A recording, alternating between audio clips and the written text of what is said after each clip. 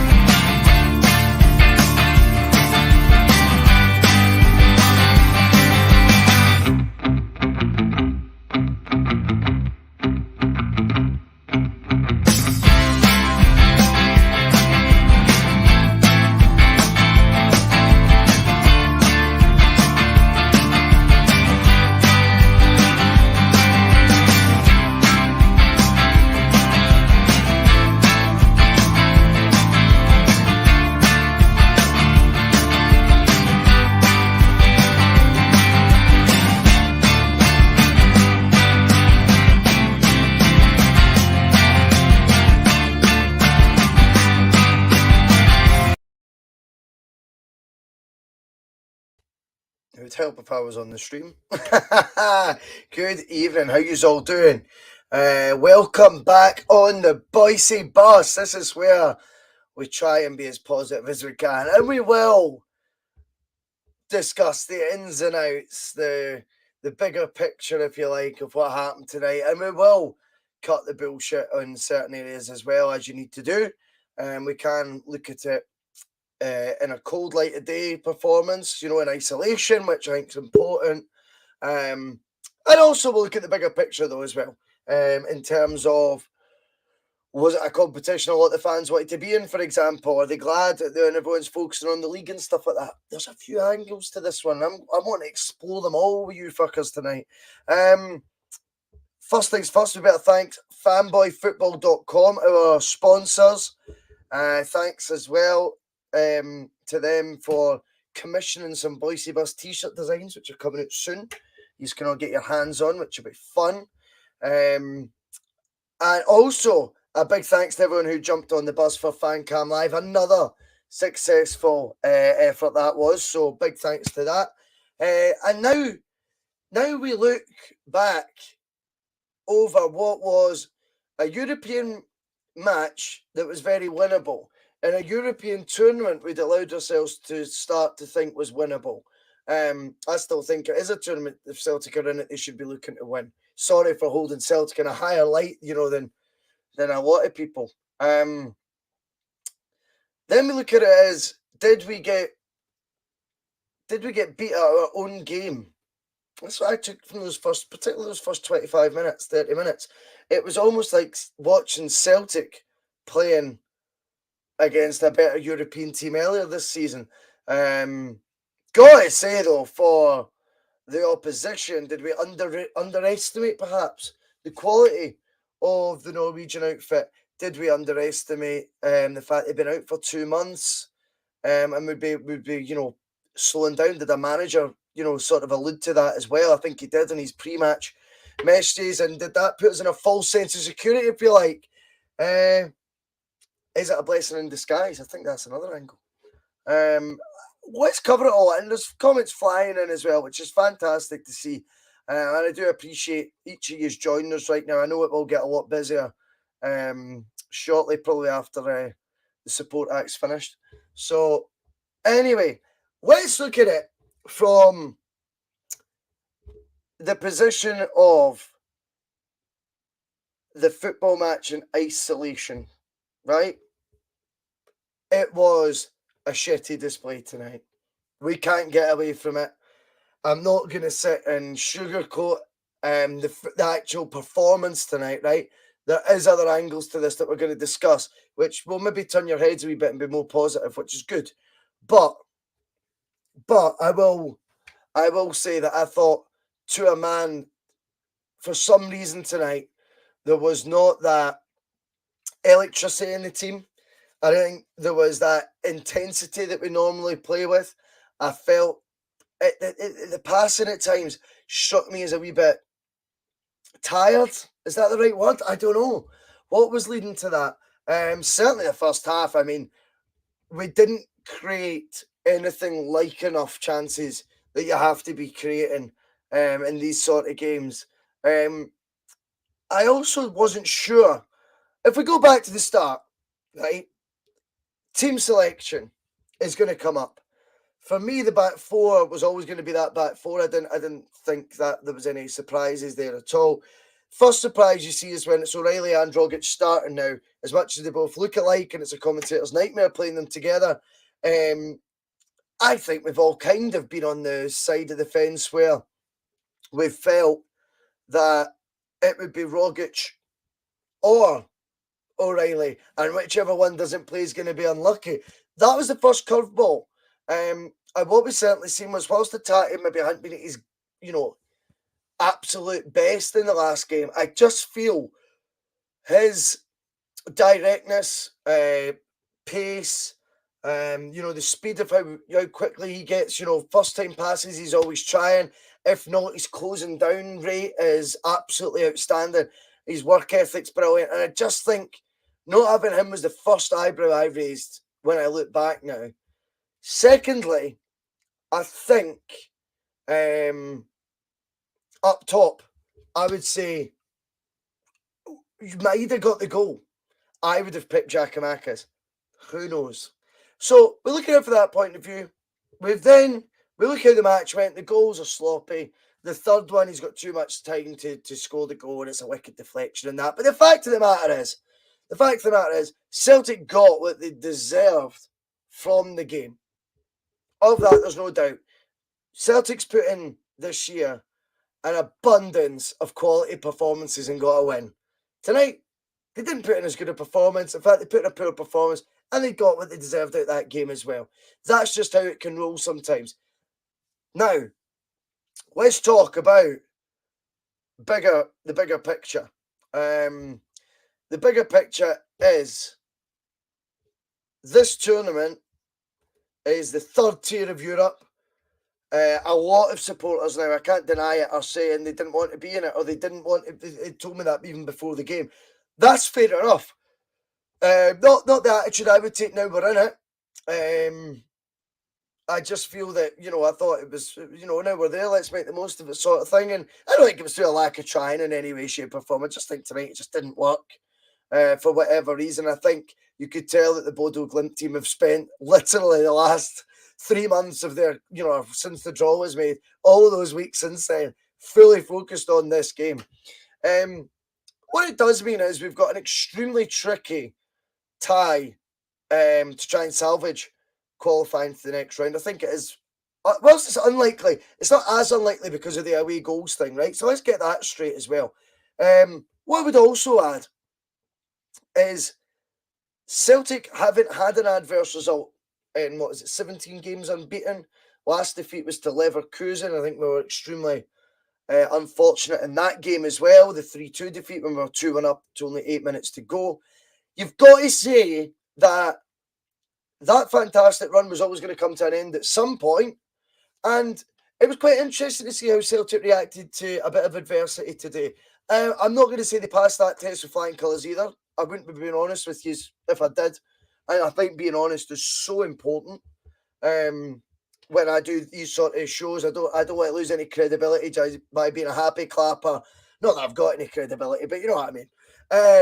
I've just been a happy clapper for the sake of it. I'm also not going to die for headlines and go, you know, let's just call them shite and they don't deserve to wear the jersey. I think that's just headline chasing bollocks. It was just one of those days where it wasn't coming off for us. And I think we could have played for another couple of hours tonight, and I'm not sure we'd have got that back to 3-3. Now, the thing is, with this game we now have, obviously, we've looked at the benefits, and we've done it so many times in the bus, looked at the benefits of having far stronger a level of competition for first team places. Now, let's flip that a wee bit, and now let's look at how much rotation do you want to now do for that second leg, or do you go all out to win it? I'll be interested to see what you think in the comments, because I know there's comments flying out, and I like to be as interactive as possible. What I was hoping to do was just go through like the 3 phases of this. So, do we rest players because there's competitions of a higher regard and a higher focus point for us? If so, fair enough. Thirdly, I think it's very, very important to remember, like I was just saying a minute ago about the run of form, we're on a run that has been extremely good. We've seen some electric football, some sexy football, rock and roll football, whatever you want to call it, Ange ball, I don't give a shit. We've seen a lot of positives so far. So it's not time to come in with the knives sharpened on the players. In fact, for me, a lot of them are in their first ever season at Celtic, and it's the last thing they fucking need, right? The last thing they need. They're all aware of how these social media channels work. They're all aware of how social media works. Sometimes that negative vibe could filter through at the players. What I want tonight is to be a one-off, shitey performance, and we don't let it spread, we don't let it fester, and it doesn't become something that consumes us, or we get overly bogged down by. I think we have to just scratch it. Obviously, we need to learn from the mistakes, and we'll leave that to Ange and the boys in the training ground. Do you know what I mean? In terms of the context of this season, I think it's very important that we just scrub this one out. It didn't go well. We all know it didn't go fucking well, right? But a lot has this year. And whilst Ange was never getting carried away and ahead of himself, neither did the players seem to be when things were going our way. It's now time to take stock a wee bit and go, do you know what? A defeat's happened. We move on. So, let's get in some of the comments. That's my 3 takeaways from it, though. I think, the performance itself, I thought was lousy. The fact we're competing on 3 fronts when the league's most important right now, there could be an argument that's a blessing in disguise. And thirdly, can we just look at the game in isolation? Whilst I'm looking at the performance in isolation as lousy, can we look at it in the grand scheme of things as say, do you know what?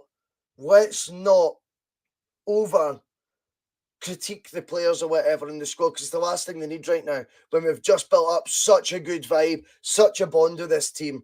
They've had a shit night. It's happened. Let's start with the performance. Let's see who's coming in the comments as well. And we'll try and take some comments that relate to all the different sort of avenues I was looking at. Michael McDonald with some positivity first and foremost, though. Just saying, songs of hope and joy. Love it, mate. John Curry. So he's got, this is one of the opinions, this is why I brought this up. At least we won't have Europe to distract us in winning the league, and we've less chance of players picking up niggly injuries or putting out tired performances post-Thursday. So that's a lot. That's two birds killed with one stone there by John Curry, or Curry. Apologies on my pronunciation of your surname, John. And I think that is where we're going to get a lot of relief from this. The one thing I'll say for a lot of Celtic fans is, a lot of Celtic fans were of this opinion, not me, I've got to admit, but a lot of Celtic fans were of this opinion that, the tournament's a distraction. Fuck Europe. Monty's a regular viewer. He's said it numerous times in the comments. He's just one person coming into my head. So I think, with regards to that, for me, once you're in the competition, and Celtic do still have a large squad, I felt we should have been looking to compete on that front, because here's my flip side to it, John. And I want you to know how folk feel about this. See, Jude, the Bhoycie Bus, you mean the what bus? Oh, fuck off, you little twat. Who cares? See, folk like Jude Simpson, they sit behind the keyboard like this and think they're hard. Jude, you're not hard, son. You're a sad little man. Back to John Curry's point, and I was just going down a different wee avenue on this. Now, if we'd went out the League Cup, say, I know we won it, first trophy down. I think the thing is, we would be going absolutely mental, like we did last season, if we went out one of the domestic cups. So why the fuck is there a passiveness to going out of a European tournament? Is it because it's the third run?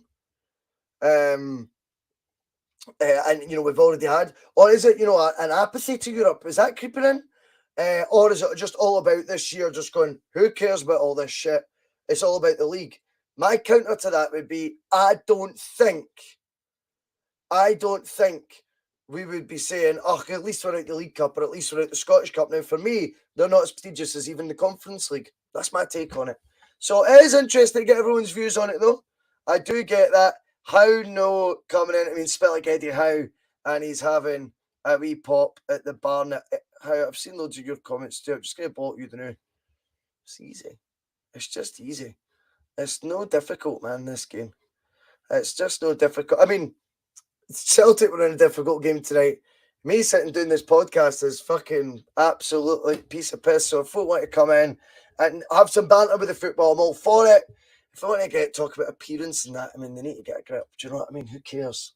Do you know what I mean? I'm not going to ride you anyway. What the fuck do you want to know what I look like or care what I look like about? Get a grip. Let's get back to the football. Jamie Young, he's got a positive slant. He says O'Reilly was good. The rest were shit. Greg Taylor is Dundee level. I mean, I'll take the positive ones, but I mean, I just think that maybe sometimes singling out players when it was such a poor team display is a wee bit unfair. And I think Dundee level and stuff, I mean, it's not really that fair on them, Jamie, my man. I don't think, I mean, is Jota Dundee level? Because he had a shite game tonight, in my opinion, as well, by his standards. I mean, I don't think that's... I think Greg Taylor's doing very well this year under Ange. I mean, I'm not his biggest fan. I've said that before, but I think he's surprised a lot of people with a lot of his displays under Postecoglou, who's undoubtedly improved him. As I say, I don't think he was the only one who underperformed tonight. Now, here's the thing with the away leg. How invested are we all in that? Do we want to see heavy rotation? Do you feel players on the back of the performance tonight maybe need dropped? I don't know. I mean, I'm just putting it out there because I'm looking at the team right now and thinking, it is a blip is what's happened, right? I still think that the vast majority of that team, I would be looking to play in our next match, I'd maybe change that midfield duo. I'm not sure if Rogic and O'Reilly was the right answer. But there again, we could play at home to an SPFL team and they could look like Rolls Royces in it. The standard went up tonight. At Celtic, unfortunately, didn't. They're the best team we've played this year. Undoubtedly, from what I've seen. So, from that aspect, it's just maybe we got caught cold. Now, I want to talk a bit Bodo Glimt as well. Have they given an insight into the one way to get at Celtic? I thought they nullified us really well in the wide areas in the first half. And I also felt that the pressing that they played against us, we didn't like it for a start, but you've got to say they executed it very well. And this is the balance you're constantly striving for when you talk about Celtic is not everything I'm saying has to be an aimed barrage of slaggings off at the Celtic team. What I would say is, Bodo Glimt played, the best compliment I could give them is they played like we have in so many matches this season, particularly in that first half. Kieran has realised it's because I'm wearing the Bumblebee top. I'll never play that again. I'll never wear it again, mate. That's fine. I hear you, mate. I think that might be the reason. You're right. But I just think Bodo Glimt had a game plan. We didn't like it. Hopefully we've learned something from that as well. If teams come and have a go at us, we have to have more to us. We need to zip the ball about quicker and pass it around them quicker. So I think maybe a combination tonight we've seen was Bodo Glimt executing the press really well. Knowing how we set up inside out, I would have to say as well, because undoubtedly with 2 months off and X amount of weeks since the draw, they'd done their homework, right? And it's up to us, obviously, to rise to that. And I just think we maybe were caught off a bit guard. Only other angle I've got on it is I didn't like the fact we seemed really shell-shocked and we took a long time to sort of get back into the game.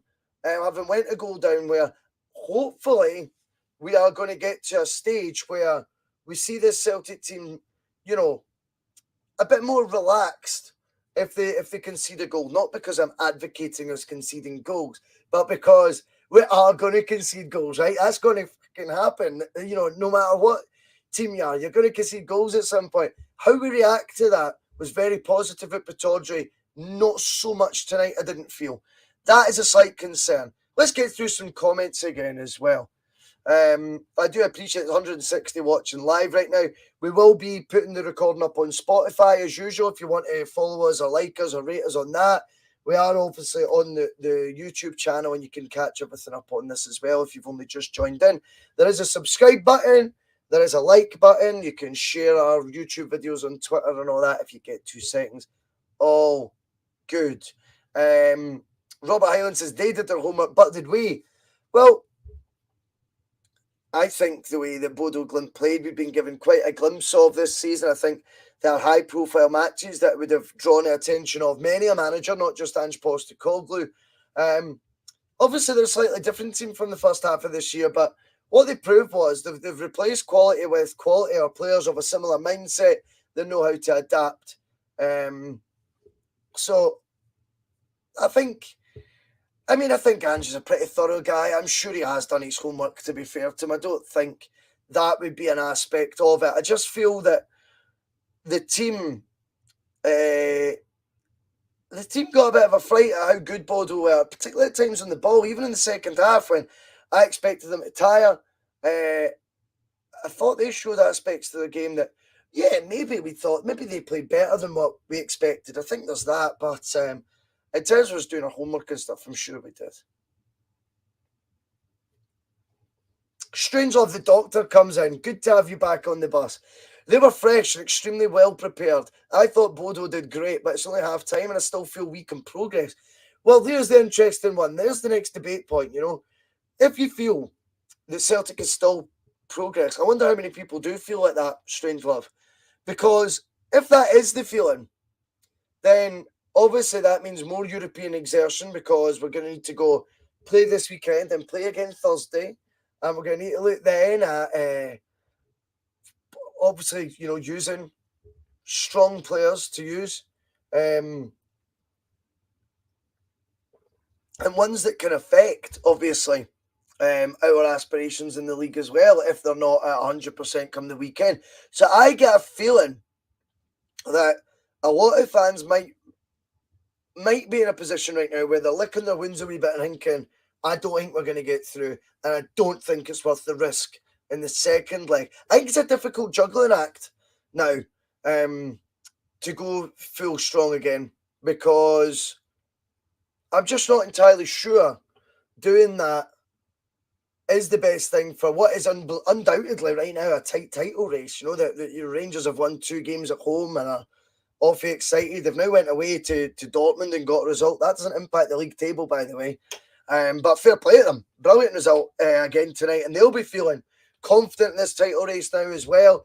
Can we really afford to be going full strength when we're 2 goals down in a third-rate European competition? I can hear that argument. I also hear the argument, any competition we're in, we need to be at it for the get-go. We need to target trying to win it. Who was that?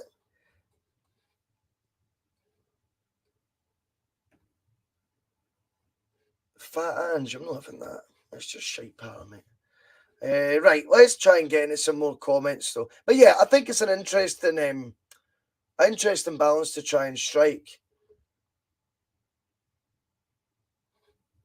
Hugh comes in. He says, we've played, 7 games in 20 days. How many have they played? I think though, you are right, Hugh. I mean, undoubtedly, that's an advantage or not. I mean, they're at the start of the season, it was all, you need to get match up to match sharpness, and the European qualifiers come too early. Well, now we're playing European matches in full swing, and it's the same kind of outcome against similar standard teams. So I think Celtic fans at times, are we maybe guilty of using that argument both ways to suit us? We would be saying at the start of the season that exact argument if it was the other way around, going, oh, it's no fair. Bodo Glimt are 7 games into the season. We've not played in 2 months. I can hear that. Do you know what I mean? So I think we can't have it both ways. Do you know what I mean? But yeah, I mean, it was just one of those things tonight. I don't think it's so much about us playing too many games, but I think the away one now, with all the odds stacked against us, we have to think of factoring that into the team selection for the return leg, because I just feel that the league title race could, will be intensifying, obviously, as it always does at the business end of the season. And we'll just need to find out what happens for there, I suppose. But I would have to say that I think there'll be some fans on one side of it and think, fucking rotate the whole squad. I think that'll be the extreme on one side. On the other side, still thinking, do you know what? Celtic's proven to me enough times this season that we can get something from this tie, because we've played far, far better than that on numerous occasions this season. It's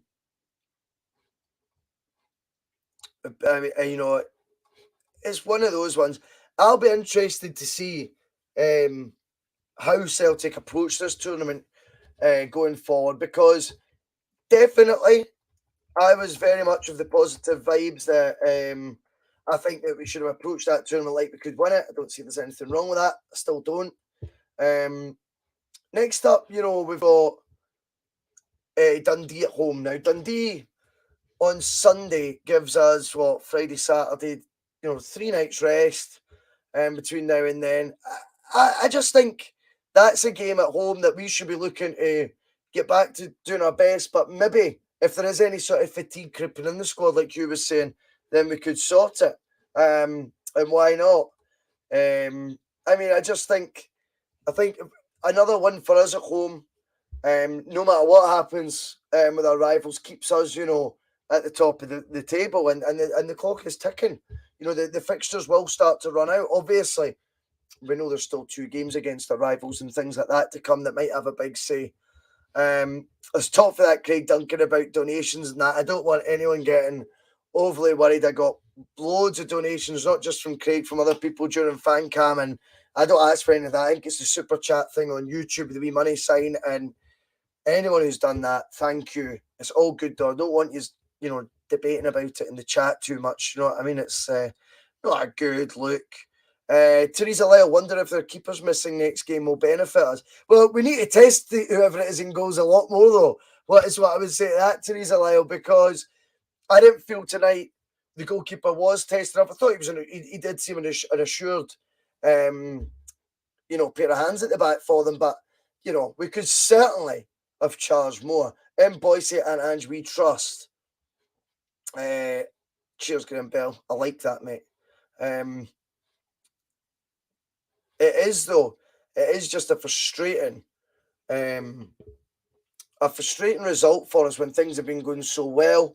So here's now the next wee avenue I want to look at. And that is the result itself. How do we feel the knock-on effect is? Now, I've just told you there that we've got Dundee next. I'm sure most of you were aware. I don't mean I've just enlightened you. We play Dundee next. The thing is, man, right? When you look at it, and you've got a game like Dundee at home, that for me, they've got is it Mark McGee they've just appointed who's going to be sitting in the stands? That to me can nip in the bud any chance of what was tonight a negative result, festering into, becoming a thing. Do you know what I mean? For want of a better phrase. I think actually what could happen is we bounce back at the weekend because it's a favourable fixture, relegation threatened team with a pish manager who's sitting in the stands. Please no one crop that because that could come back and bite me.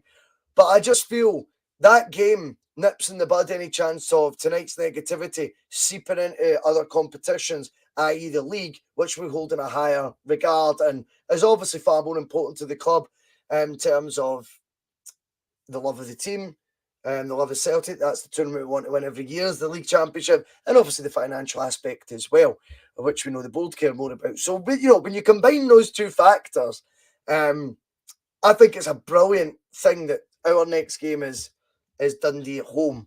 I mean, Mouldy Cabbage. You cut about, mate, called Mouldy Cabbage on YouTube, and your patter that you felt was that good. You've put it in capital letters. I think you've got a mop on your head. Just making sure you right, Mouldy Cabbage, mate. No, honestly, your patter is unbelievable. And with a username like that, and it being way past your bedtime, clearly, I should expect delirious patter like that from Mouldy Cabbage. And I hope 83 doesn't mean that you were born in 1983, mate, because that would be the most embarrassing comment I've ever read by someone of that age. Goodbye now. Oh, I love it. I love it. If I'm not going to vent at the team, I'll vent at pricks like that. It's good fun. Hugh, looking at the bigger picture, I brought him back in. From where we were last year to now is night and day. We will rise like a phoenix from the ashes and take our title back. I like it.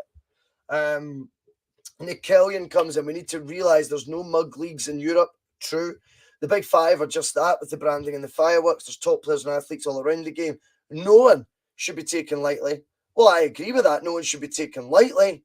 And I think, though, as well, Nick Kellion, that Celtic need to start rating themselves a bit higher at times as well. I think we need to go into Europe, because what I would say is tonight's adversity to going behind or whatever in Europe and then conceding later on after bringing ourselves sort of within some hope of getting a leveller. I think, like, the thing is, that isn't far removed from what we were seeing under other managerial regimes in Europe, not so long ago. That wonder to me if there's a mentality at Celtic that they, for some reason, we keep going, oh, but we play in the Scottish League. Well, what the fuck, what league did Bodo Glimt play in? What league did Cluj play in? What league did Copenhagen play in? All of a similar standard, if not poorer, maybe some than ours. So I think we need to start, having the balls in Europe a wee bit more, and believing that we can take results in Europe against, teams like this. And I'm not saying it was all down to that. I thought, on the park, what happened was Bodo Glimt executed a very good game plan. But, that's the thing. I just think Celtic, there has been a bit of a trend with these sort of European performances. When that third goal in, if we're all brutally honest, we'd seen that movie before. And that's the big key change. And that's maybe going to be Andrew's one of his big projects for the summer. Is that he might actually be going, right, squad-wise, I'm getting there. And Andrew will already have his next batch of targets identified. He'll be wanting to think over the summer, how do I shift the mentality here? Because likely that we are going to be playing either Champions League qualifiers or straight in to Champions League if we win the league. And right now we're top. So that's a realistic possibility. Now, if we're going to be in the Premier competition in Europe this season, we need to go in there believing we can at least compete. We're in the third tier of Europe right now. And when we went to goal down, I'm not sure that belief was quite there yet. But that, again, I'm not going to put that completely on the manager. What I'm saying is, I think this is a legacy issue almost that he's inherited. And it might be one of his main jobs. Now he's seen us in Champions League qualifiers. He's seen us in a Europa League, group stage. And he's also now seen us in a Conference League knockout match. Not won a knockout match in 18 years, remember. So this is nothing new to Celtic. 18 years since we won a European knockout match. So nothing new in that regard. But he's seen us in all three of these tournaments. And I just think there's another aspect to it than just the right players on the pitch. And I mean, P.M.P comes in, we are not good enough for the Champions League. For fuck's sake, we're getting schooled in the conference. I get that. But I also think he's seen us in all the various competitions. This is my point, Brian. He's seen us in Champions League qualifiers. We weren't good enough. It was too early, we were told. Well, now it's not too early. It's a similar level of opposition. We're still have lost 3-1 at home. So, of course, it's easy to say we're not good enough for the Champions League. I get that. My concern now, though, is that there's a mental aspect to Celtic in Europe that is slightly lacking, and I think maybe a legacy issue that Ange has inherited and that he might identify in the summer as a key thing to try and change around. Do you know what it might be? And Celtic in recent years, bar Scott Brown, really, haven't had many players 30 or over in their team. Now we've got Joe Hart who's in goals. And I'm not simplifying it as much as saying sign someone because they're in their fucking 30s. I don't mean it like that. But sometimes young teams can fucking, be a bit naive and things like that. So, who knows? We will see what happens. But I think whilst the performance, and we looked at that in isolation earlier, and I've said, I thought it was poor. I thought the Bodo Glimt game plan was excellent as well, to caveat that. I also think Celtic in Europe, we can't deny 18 years not winning a knockout tie is shocking, right? This year in Europe, we've seen Celtic in all three variants of UEFA's competitions, and, there was some bright moments in the group stage, but we had 6 matches then. 2 of the wins came against Ferencváros. We've had defeats to likes of Midtjylland. And then tonight to Bodo Glimt. They're 2 teams that we could beat. Midtjylland came too soon. Bodo Glimt came at the right time.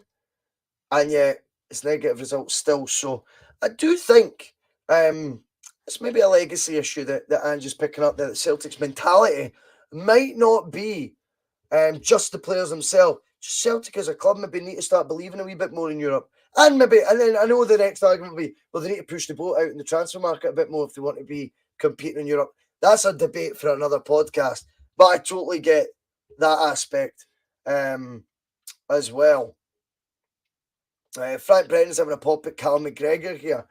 No one named on the board is to blame for Invisible Man. McGregor reverting back to what he always does best, being invisible when it matters most. And Rogic has been complete pish tonight again. Well, I don't know where the Rogic again bit comes from, because I don't think Rogic has been pished this season. He's had a good season. Don't think he had a great game, but you're singling players out tonight, Frank, as I touched on earlier when I think it was Greg Taylor singled out, and I've not been Taylor's biggest fan. I just felt tonight the overall team display was below par and substandard as opposed to individuals as such, What I would also say, as I say, the next game, we've got a decent fixture lined up to exercise the demons of what have happened tonight. It isn't a European competition that I think was a luxury as opposed to a necessity. We've not dropped points in the necessity competition yet in 2022. And that is the shining light that comes out of this. And if there is to be, a negative result again in the away leg, then we've will have made peace with it, in the next 7 days that transpire before then anyway. And do you know what? There is a more important competition we're in. I feel that's the league. And at that right now, we're still top of the pops. We've got a fixture to look forward to against Dundee on Sunday.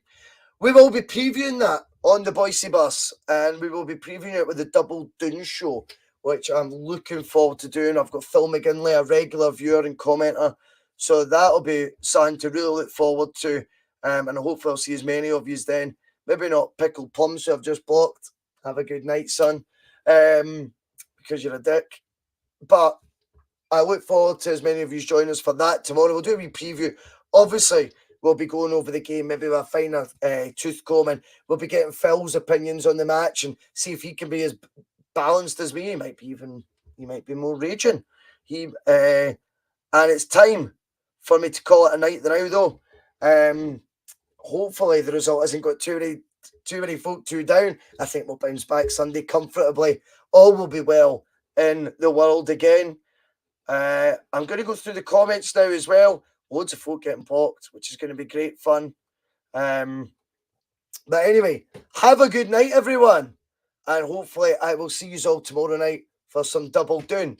Take it easy, and I'll see you later. Some of his comments about me deliberately trying to cause controversy. Well, I work in the media now, and you've got someone sitting there next to you who's an embarrassment to the media profession. He's an apologist. He's a charlatan.